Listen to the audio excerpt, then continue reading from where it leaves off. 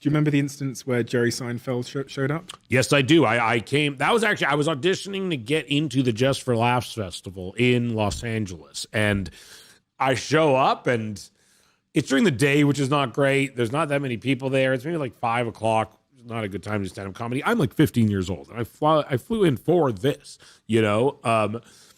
There's comics going up and doing their thing. There's like the scout from the Just for Laughs Festival there, and like I'm about to go up, and I'm next, and the MC's about to introduce me, and someone comes over, and they're like, Jerry Seinfeld is about to show up, and he's going to go up instead of you. And I was like, what? I'm like, I'm here to audition for this thing. And they're like, yeah, well, he'll go up and then you'll go up after. And I'm like, are you going to go on after Jerry Seinfeld? And they're like, yes. And so he goes up. He his show is still on. Like, he's as famous as you can, as a comedy star as there is alive at that moment. And it's what you're hoping. It's like you go to a stand-up comedy club at that time hoping Jerry Seinfeld will come in. And then it happened. And these people, like, it's like they won the lottery, and he comes and he just like annihilates. And then he gets off stage, and then they're like, and now, like, from Vancouver, 15-year-old Seth Rogan.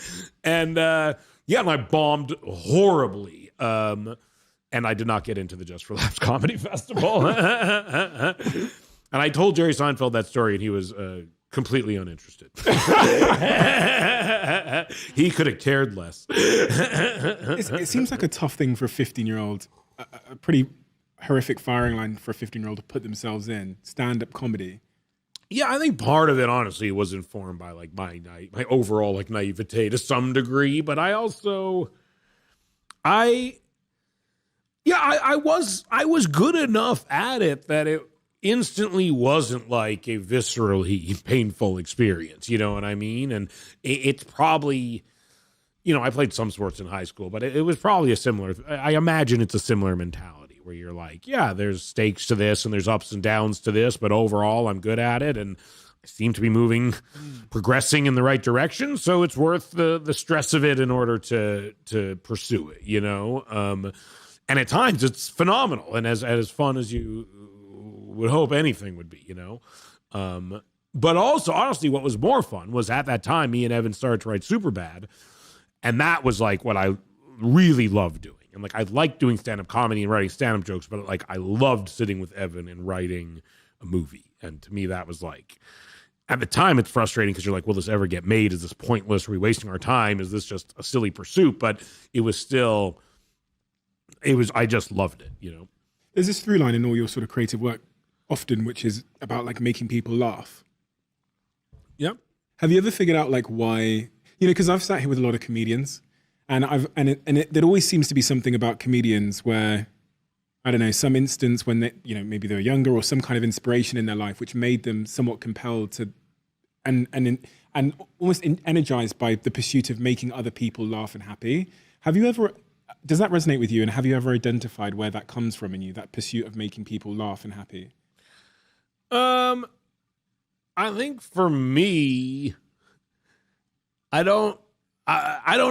think some comedians have like a dark origin story, you know what I mean? I don't, I think for me, it was like something I liked and something I was good at and something that I was very like encouraged and fostered to do from a very young age.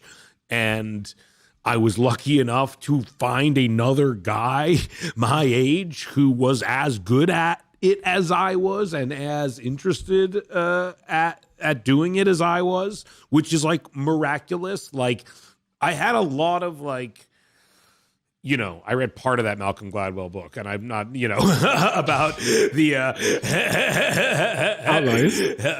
about the miraculous kind of set of circumstances that it takes to become like remotely successful in this terrible world of ours. You know what I mean? And like, I think it was things like my parents were big comedy fans, so I saw comedy from a very young age. I'm from Canada, which is like a place that acclaims comedy and respects comedy. So culturally, I'm like from a place where comedy is like, a relevant part of the culture, Canadians, some of their biggest like exports are comedians and comedy shows. Lorne Michaels is Canadian, SCTV, a lot of great, some of the greatest comedians of all time are Canadian, and so it's something that was always kind of just always a part of like the DNA of being a Canadian person, I think, to some degree as well. Also, I'm from Vancouver, where they made movies. Not to say it's like I grew up in Hollywood, but like you would see movie sets around. You would see, I went to a high school. They shot some movies at the high school because it was a very like cinematic looking high school. So you would see trucks and stuff like that. I didn't know anyone who worked in the entertainment industry, but like you kind of would see it around. So it made it a little more obtainable. And if we lived like in the middle of fucking nowhere and it just seemed like completely abstract, you know what I mean? So I think that like my path is honestly one of like being supported and working hard and being very diligent, but also like having an environment that kind of like bolstered my ambition. You know what I mean? Yeah. 16 years old, you get a part in Freaks and Geeks. Yeah. And that brings you to LA with your family. Yeah. What? Your entire family came to LA? Well, my parents. My sister was in college. Yeah. And I read that they'd lost their jobs at around that time. Yes. And that made you the sole breadwinner in the house. Basically, yes. Well, did that feel like pressure? Being 16 years old and being the breadwinner for your house because your parents have lost their jobs? In a way, it felt like an alleviation of pressure because after I remember my dad telling me, like, after like 3 months or 6 months of being on Freaks and Geeks, he's like, you've made more money in this time than I've made my entire life put together.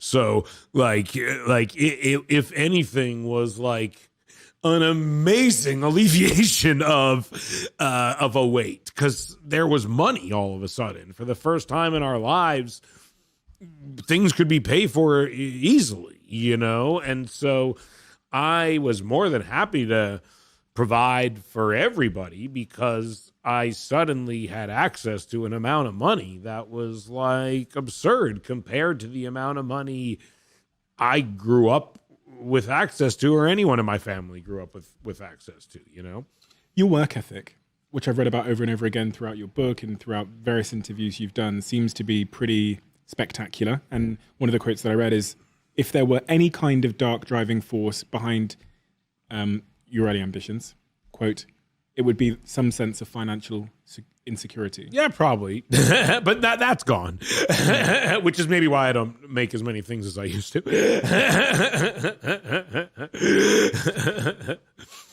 That's an interesting journey to go on, being driven by having that sort of financial insecurity, developing a real sort of strong relationship with work, and then that falling away. Yeah, and it fell away pretty fast, I think, honestly. Like, I think by the time there was a point.